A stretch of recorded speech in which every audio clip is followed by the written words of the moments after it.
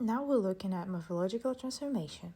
We'll see how three basic modular suffixes s, ed, and ing engineer tense, ongoing process, and completion in English. First, the s suffix provides our baseline modification where word classes stay stable. Plurality. Adding s to a noun multiple set. For example, cat, cats. Then possession. Adding s assign ownership. For example, the cat's toy. And present tense.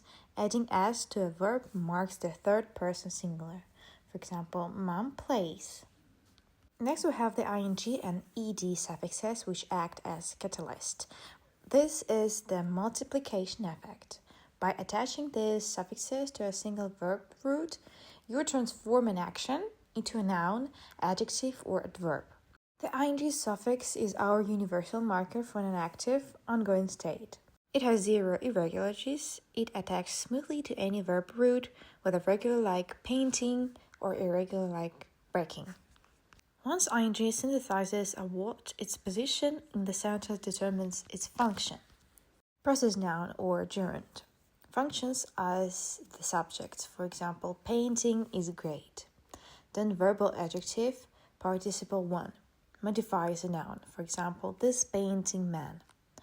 Adverbial participle says the circumstances for another action. For example, painting, I thought of you. The ed suffix signals a completed action or closed state. We use the letter e as a. Then phonetic bridge to make consonant transition smooth to pronounce. For example, painted. It forms both the past simple tense, I painted the picture, and a verbal adjective, this painted picture.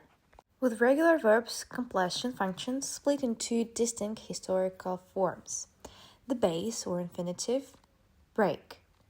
Past simple, broke. Participle 2, broken.